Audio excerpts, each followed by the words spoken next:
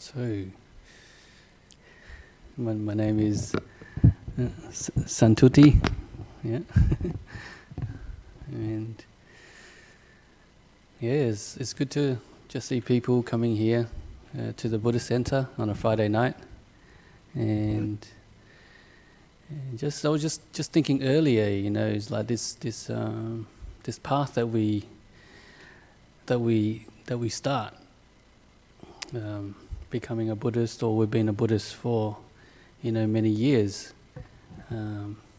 It's a path about just making growth on a daily basis, if you can. In a sense, we're trying to, build something, but we're not building anything worldly, but we're building something from within. And the Buddha does talk about the qualities of the mind that we build as human beings, qualities like kindness, generosity, learning how to meditate, just also coming to a Buddhist center and just learning teachings from different teachers, and trying to understand what this is all about and working towards it. And that's all it is. If we think about it, life is not very difficult. We have to get up in the morning and we do what we've got to do. But in a sense, we have this Buddhist teaching to insert into our lives to make it a little bit better, or to try to find some peace, or in a sense work to the goal of enlightenment. That very reason why monks and lay people, I think one of the reasons why is to become enlightened.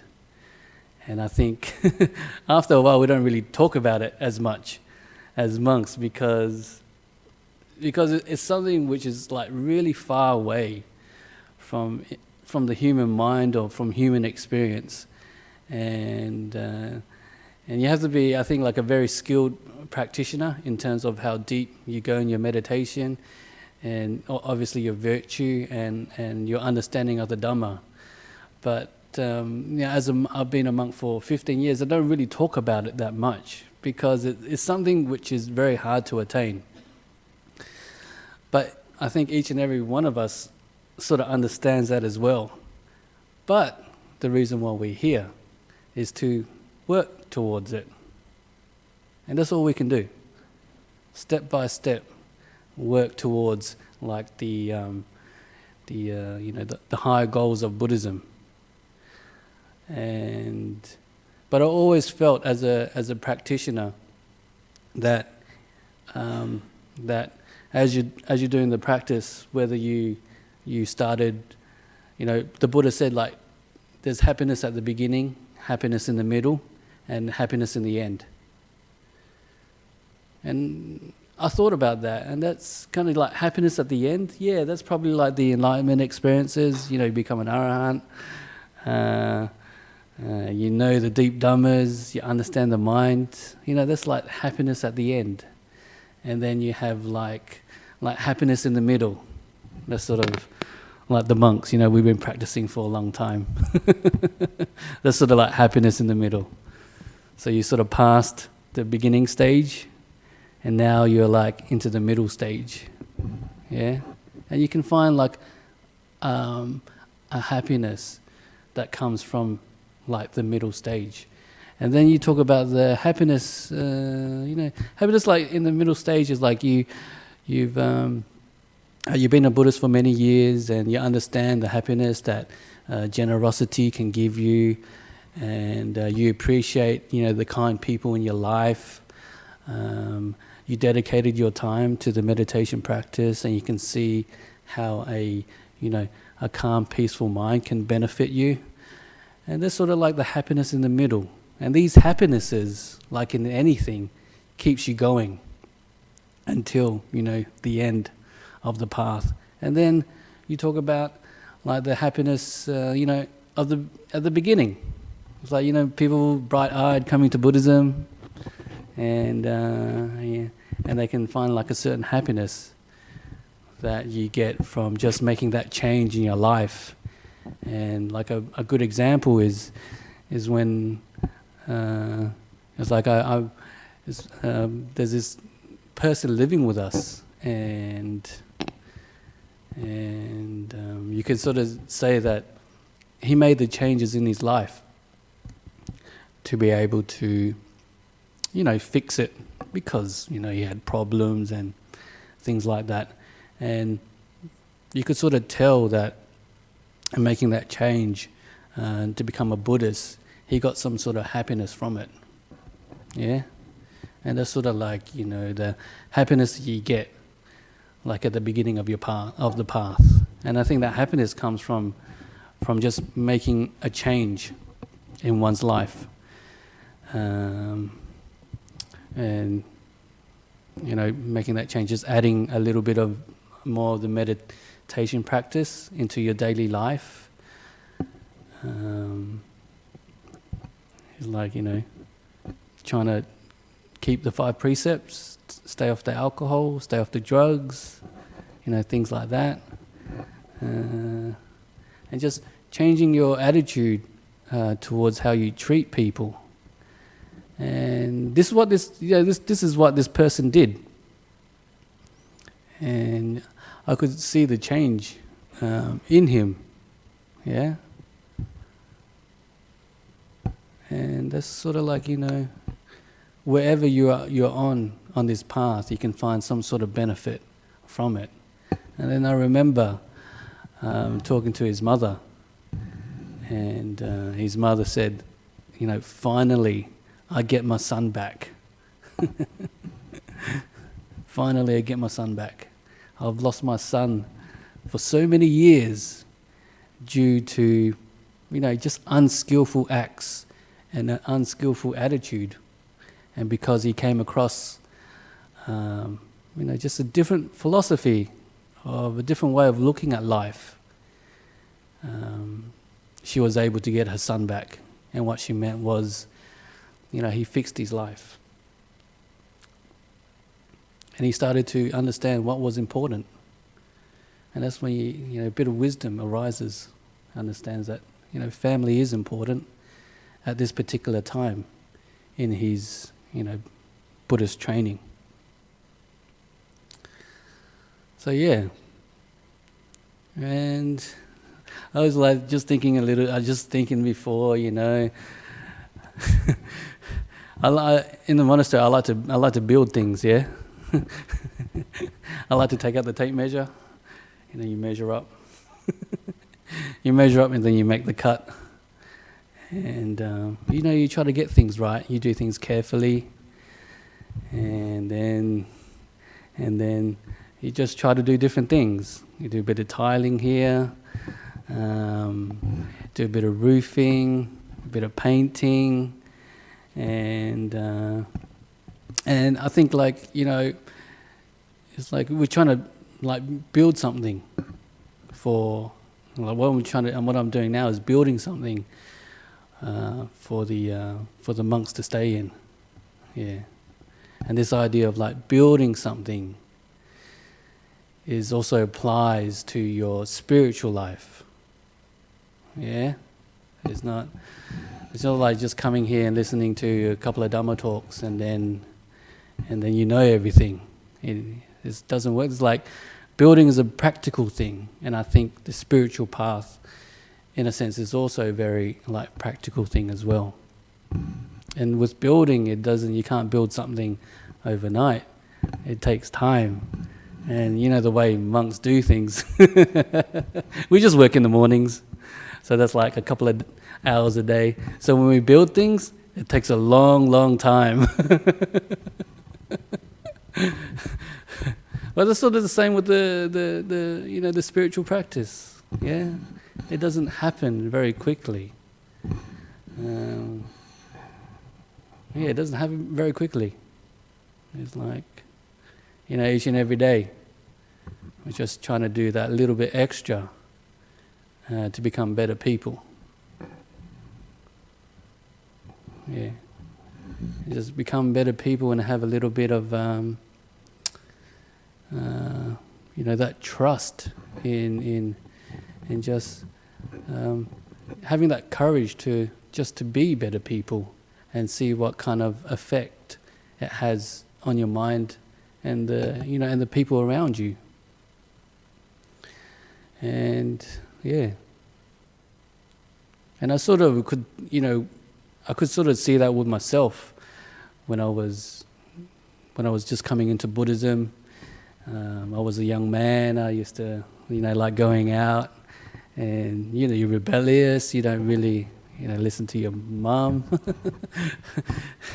You go out and have a lot of fun, and whatever your mum tells you to do, you don't listen to her, so you end up upsetting her. And that's before I became a Buddhist, and I didn't really understand how to. I knew how to treat other people, but for some reason, when it came to like treating like your mother or father, it was sort of something that you can treat them like it didn't really matter. So if you were to upset them, that was okay with you. And I didn't know this until I decided to turn to Buddhism. And then I became a Buddhist, and I started to come to this center. I learned a few things, and then I started to, treat my mum like properly. Like you care for her, you respect her, you look after her, and that's what I've been doing over the years. And I could see the positive effects it has on our relationship. And every time I go home, I always have in the back of my mind, how can I help my mother out? And I think like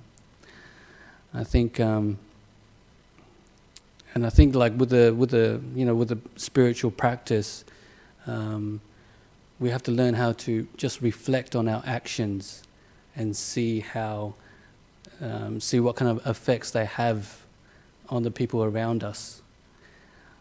So for this example, it's like over the years, like many, many years of practicing as a Buddhist and just treating people in the right way. What kind of effect has it had on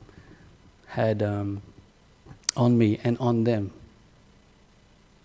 So that's the way you learn. You sort of learn, like if you treat people right, then good things happen. Yeah, good things happen. And yeah, it's like that's what the Buddha talked about, being virtuous, and Ajahn Brahm talks about that.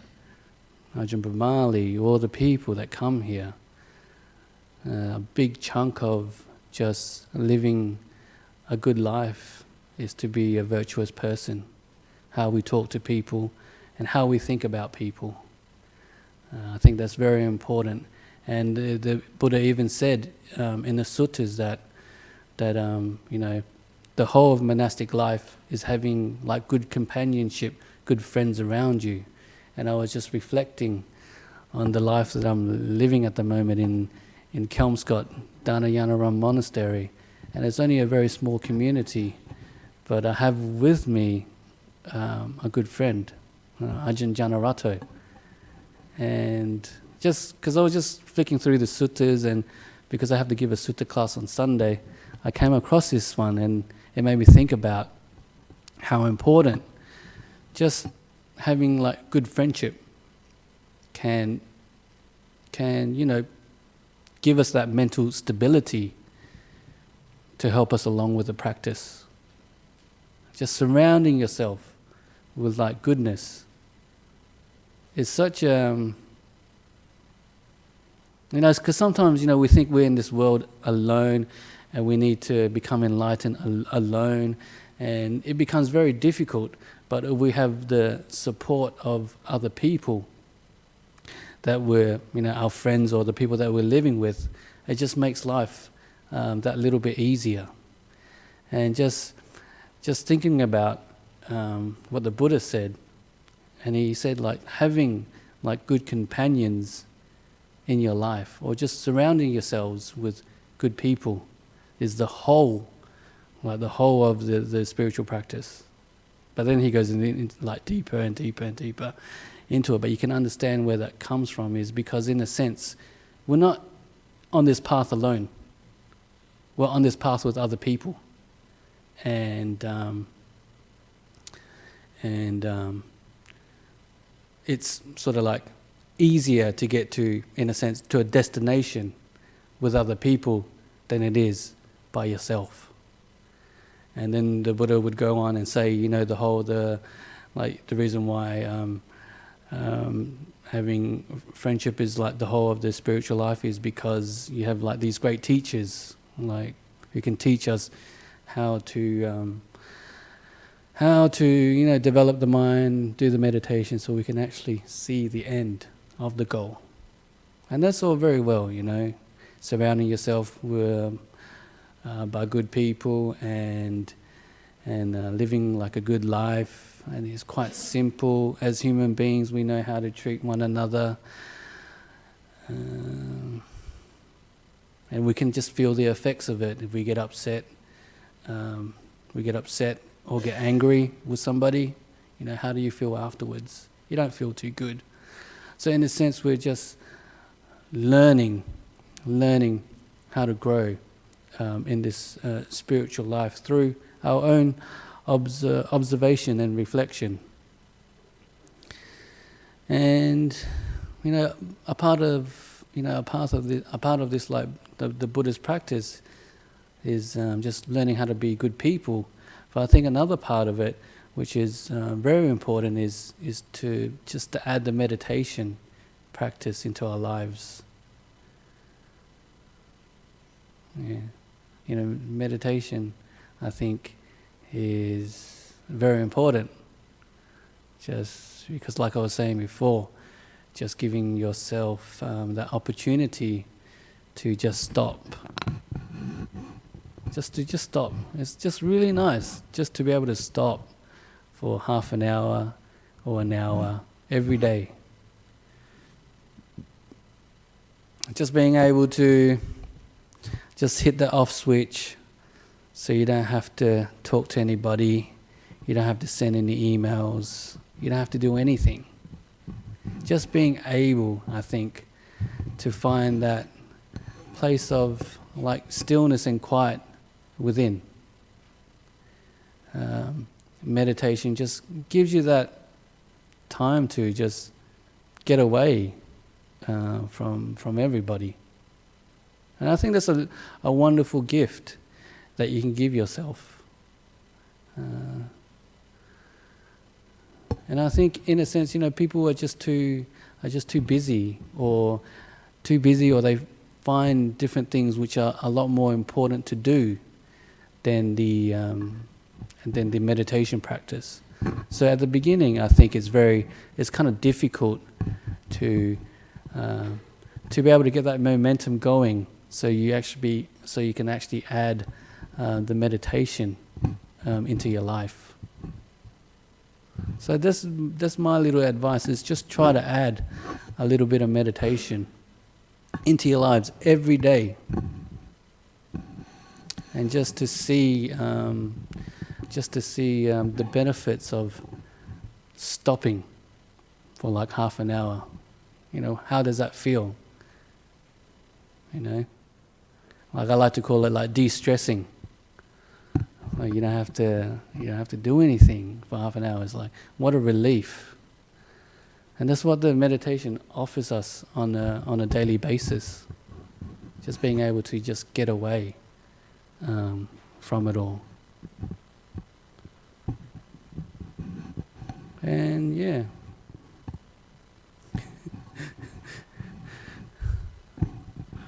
So yeah, we're just trying to, it's like, you heard about just, sometimes I was talking to one of my friends who lives in, he's a Buddhist monk, and he lives in Wat Buddha Dhamma. I'm sure you heard about it. The monastery in Sydney, and they got affected by the bushfires. Yeah, and I think it was on the news, and you could see some of the kutis burning, and the kutis are no longer there. So I remember when I was talking to him on the phone, because it was getting to the time where the bushfires were getting quite close, and they were forced to evacuate. So they went down to there was like a Buddhist lodge about 20 k's away from their monastery, and Ajahn Kema, we're good friends, and I lived with him for a long, long time, and I understand what he's like. And so he's like, just trained as a Buddhist monk for many years, and he's not too worried about things, If something goes wrong, it's going to go wrong. So he has that kind of attitude, and I think that's like a good attitude to have. You can't control the world around you, so in a sense you have to learn how to go with the flow. So I remember talking to him, and he was saying, "Oh yeah, the fire just veered left of the monastery. I've got a flight to go to America. I'm not worried about it. I'm just going to get on the plane and just go." So that's what he did. He got on the plane, and I'm thinking, oh, you had to look at the map online, and the fires were just all around the area. I'm like, you really going to go? You think your monastery is not going to get burnt? But he still went anyways. The fire, he said, the fire's gone off to the left, everything should be okay. So then I think, so he was on the plane.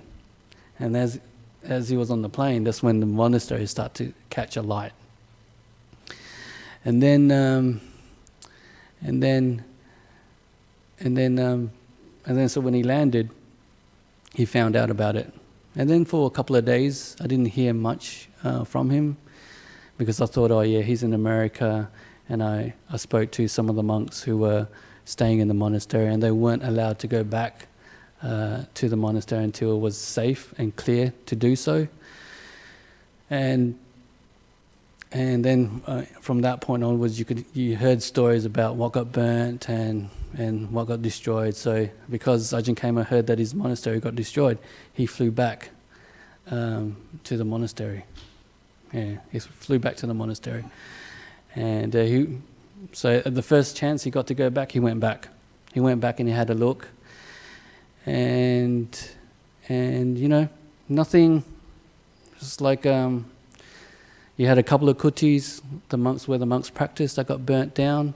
Some of the meditation paths. The kitchen was safe. The Dhamma hall was saved. So a lot of the infrastructure was still left behind. And he was, yeah. So he was okay with it, I gave him a call. And I asked him, what's going on, and he said, oh, this is happening, and the water pipes doesn't work, but we can fix it. Everything's okay. Yeah, and I thought to myself, it's sort of like when you put yourself in that situation, you can have like two different reactions to what happened, and I thought his reaction to the situation was, a reaction that a person who, like a wiser person would have, to forget about what happened.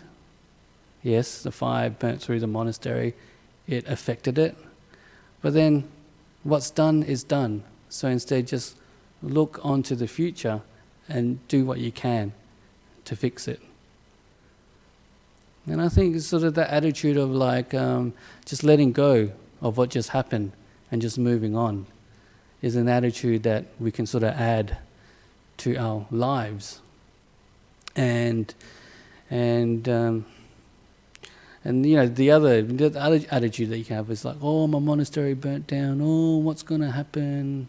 I'm not in a good situation. And instead of trying to fix the problem and move on, you just dwell on it and hold on to the bad thing that just happened. And I think when it comes to just living life and just learning how to let go, what it's like, letting go is a skillful, a very helpful quality to have, just to be able to just live a harmonious and a more like mentally stable life, and I sort of like to give the example that I sort of have in the monastery is like I'm quite close with Janarata, and sometimes we get into arguments. we get into arguments, right? And over, I don't know, it's like, do you want a gas stove or electric stove? kind of thing. Or what kind of solar do you want? It's like, and it's just all about views and opinions. And I think if you were like an onlooker and you would see us arguing, it wouldn't be very inspiring. It's like, they're monks, they're not supposed to be arguing, they're supposed to be good people. But then, if you see afterwards, we don't hold on to anything. We let it go. And then when you look at that, and you go, oh yeah, now that's inspiring. Because, in life, and that's what I've noticed, like with this idea of letting go. We talk about it in Buddhism all the time, and just watching and just seeing how people practice it. When does it really work? And I think it really works when you get yourself in a situation where you have an argument or something doesn't go right, and you're able to just forget about it and just move on. And just understand that, we have different views and opinions. Yes, we do have emotions. We do get, if we're unenlightened, we get angry, we get frustrated. But then we understand not to hold on to it and let it go. And then when you can let go, right, you're just like friends again. Yeah? You can live with each other and work. You can live with each other and just work together. Because we're trying to work together to develop the property on Stocker Road. And I think at the moment we have a pretty good team, and it's working well. But that's that's a nice thing to see. And then when this idea of like letting go, and sometimes people they sort of like get caught up in their their emotions, or they're a bit sad, or whatever, and they just still do not know how to let go of the problem. But when I see that, I don't really know what is happening in that person's mind, but if that person could just only just put things aside, just learn that skill of letting go, not holding on to things, then life would be just that little bit better. And that's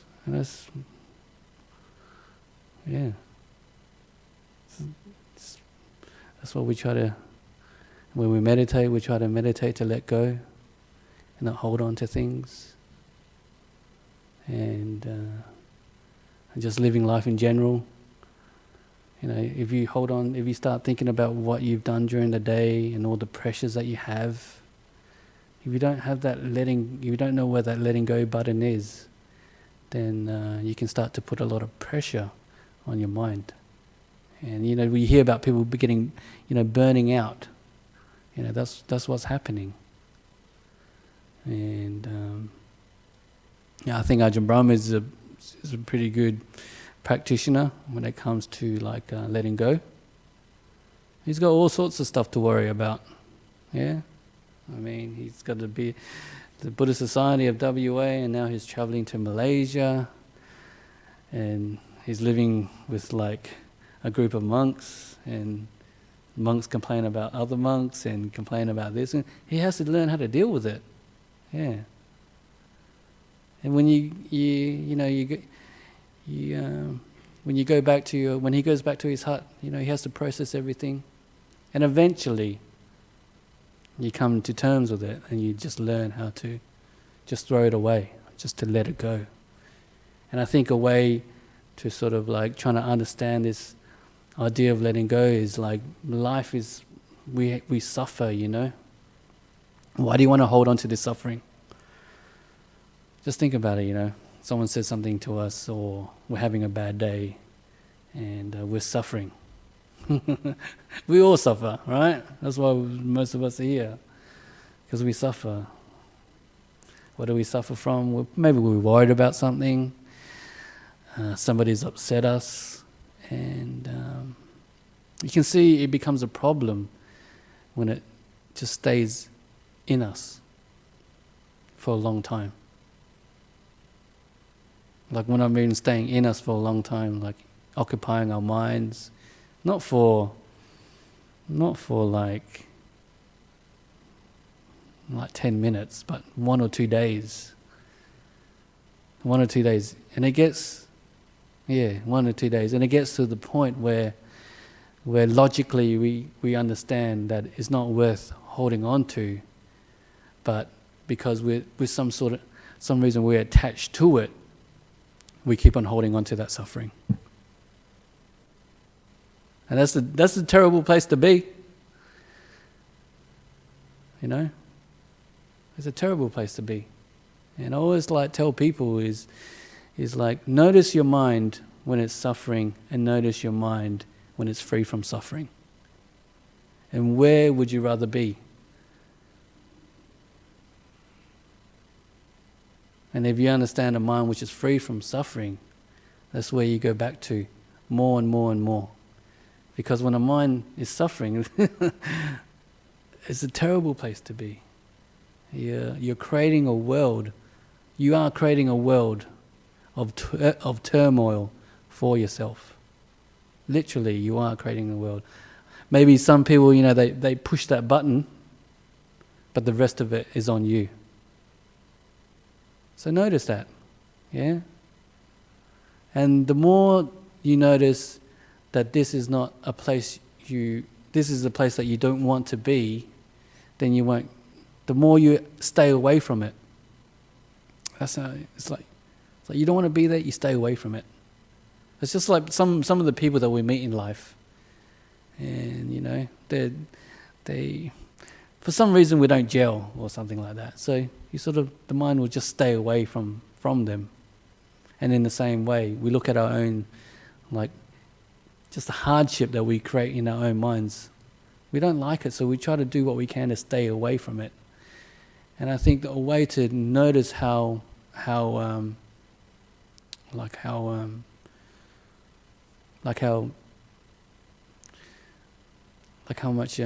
harm it does to your mental health, then you will stay away from it. And you just notice when you notice your mind when it's free from that. It's like your mind's a little bit clear. It's living in the present moment. It becomes happy easily. Yeah, that place in your mind. And you notice it. I always tell people, notice it, because you can always, in a sense, go back to it. So just notice the good part of your mind, and where would you rather be? That's what I sort of do for myself. It's like that's what we do for ourselves as monks, or as practitioners, meditators. We look at our own minds and trying to learn from it, and that's one of the main. I think one of the main things that I learned about my own mind is that in a sense we have to know our potential, the potential of our own mind,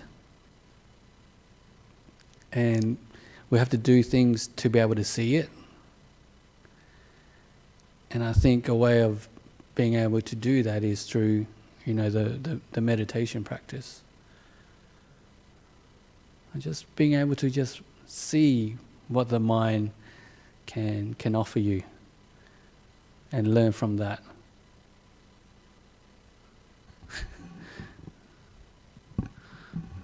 And yeah, it's just living in a monastery and just doing a little bit of teaching now. It's not the easiest thing in the world, but I just remember trying to describe to somebody, just the we're trying to Buddhism in a sense is quite simple, and we're just trying to explain to people what it's like to give without expecting anything in return. And I sort of gave the example of we're building up the Stocker roadside, right? Building up the Stocker roadside, and one of the supporters, a new supporter, he lives down the road from us, and he's got a tractor. Yeah, he's got a tractor. But it has like a bucket. That's a scoop. It has So it has So he dug a trench for us. He dug a trench from the power pole all the way to the stables, and he did it with his small tractor. And he did it for he did it out of the he just gave, expecting nothing in return. So and what he did was he dug the trench, right? He dug the trench. It took him a couple of days. It's quite a long trench, I think about 70, 80 meters. And then once he dug the trench, then it was time for the monks to come in to help out. So we sort of laid the conduit.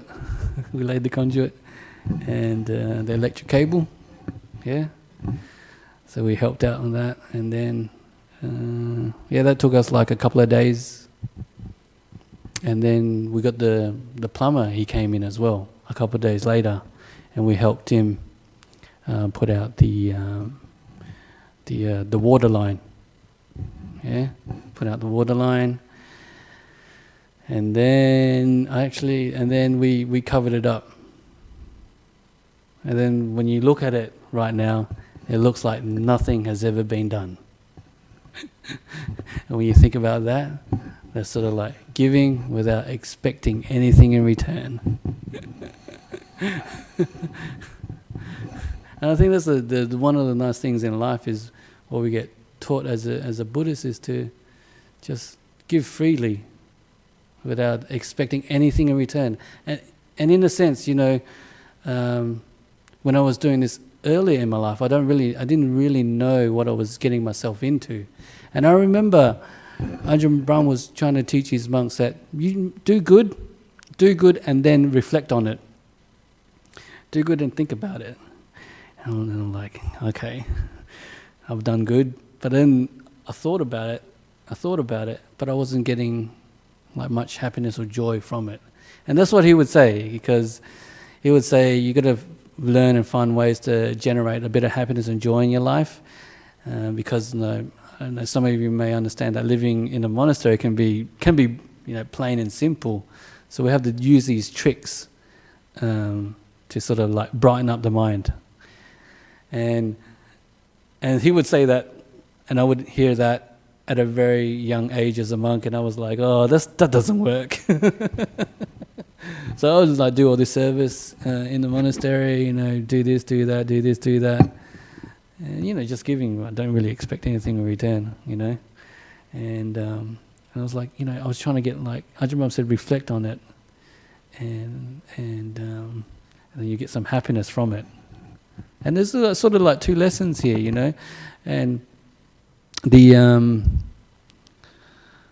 but then for some reason these like teachings, they stick in your mind. And then I remember when I was in Sydney, and I was just an afternoon in a monastery.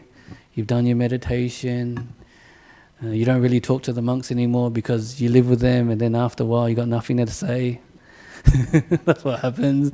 And then there's just like walking around, and then I just remember the this teaching from Ajahn Brahm. I sort of like just reflect on the good that you've done, and then that should bring you happiness.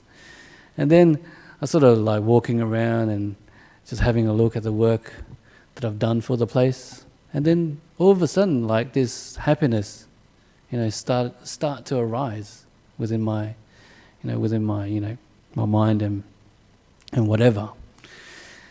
And so yeah, the lesson that I learned is what Ajahn Brahm said was true, that you do get happiness from reflecting on the good that you have done. And the other lesson that I learned is this Buddhist teaching, this Dhamma that you get taught by wise people.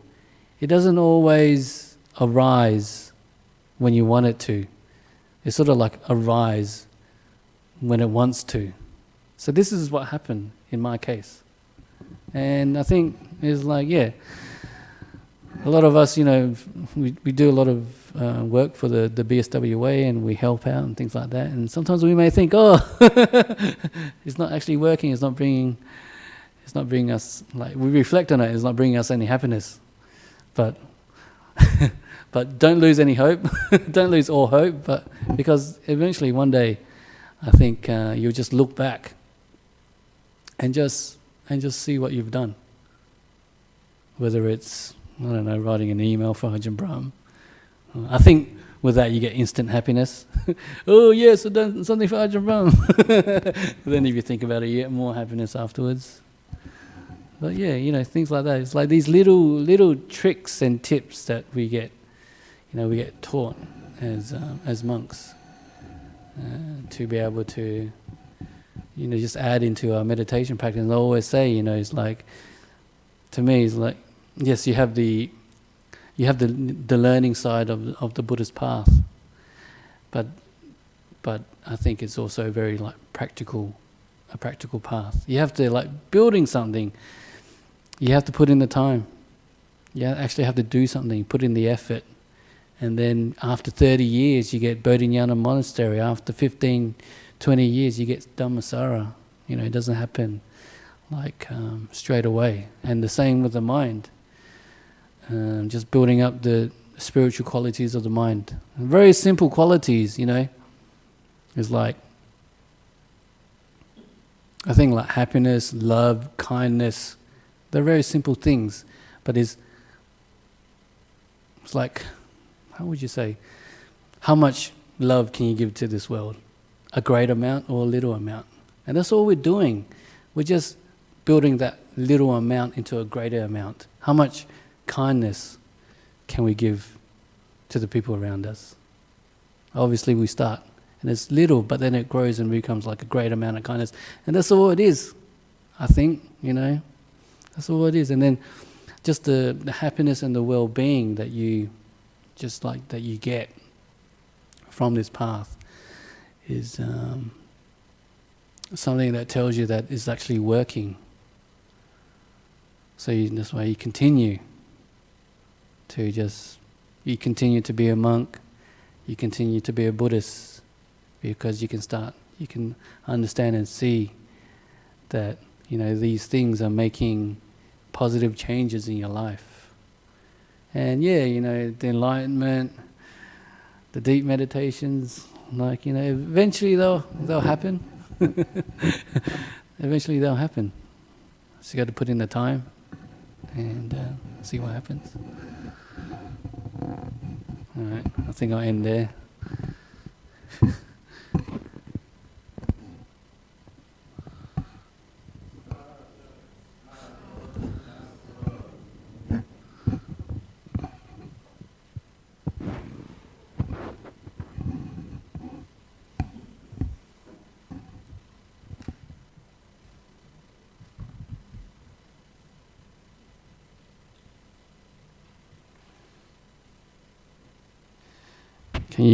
So this is from, any questions from the floor? Questions from the floor?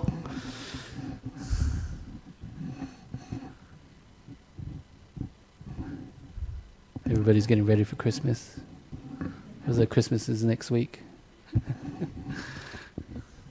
Okay. So there's from the United States. Can you give us some tips for letting go in meditation? Yeah, like I said, I think meditation is something that you get tips and tricks from your teachers, but at the end of the day, you have to just sit down and just give yourself that time to observe your own mind.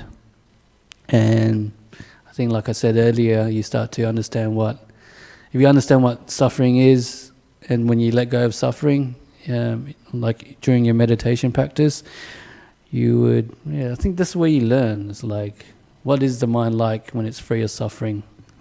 It's like peaceful, it's clear, and then when when a difficulty comes up within your mind, you sort of like, okay, I don't want to be here.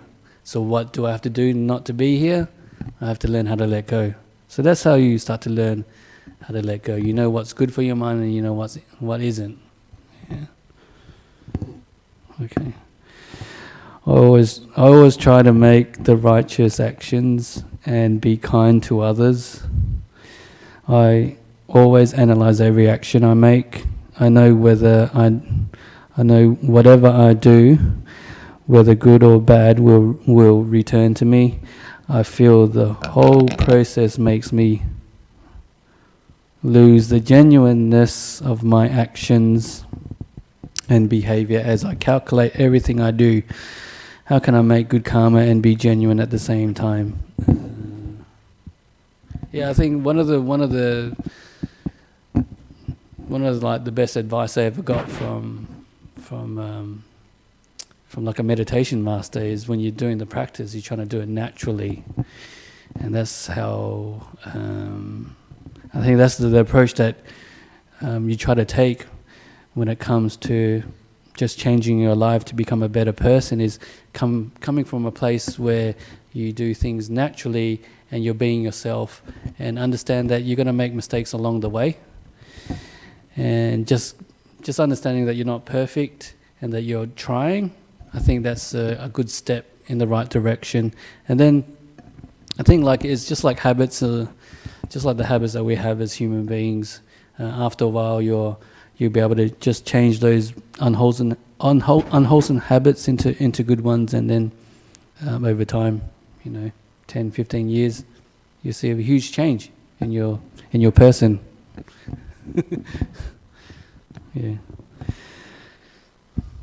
How does one pick up on narcissistic abuse, and to know when the benefits of doubt and compassion is really not a wise thing to give?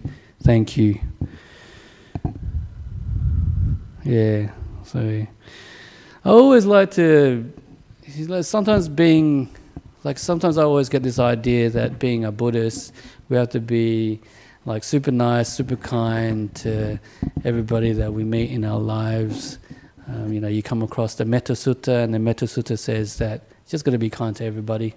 And yeah, that's fine, if you're like enlightened or have a well-trained mind. Yes, it's a lot easier for you to be kind to everybody and love everybody that you come across. But sometimes in life we do come across like difficult people. And I remember just reading, I think in the Dhammapada or something like that, the Buddha sort of advised us that not to spend time with people who are not good for us. It's not those exact words, but that's what he meant. And just to avoid like dangerous situations, dangerous people who are not good for you. And then when I read that, I thought, okay, so as a Buddhist, you don't have to be nice and to everybody. So the Buddha is saying something different now. And I think that's also applies in life. Sometimes it is true. We're not all enlightened. We don't always get along with people. And sometimes people are just a little bit more toxic and, toxic. Not good for your health. So I think the wiser thing is to just stay away. You don't have to make any bad karma by attacking them. You probably think bad about them already, but you don't have to make any more bad karma, and just avoid them. Yeah. I think just avoiding them, just like getting away from the situation can bring some sort of relief to your mind. Okay. That's it.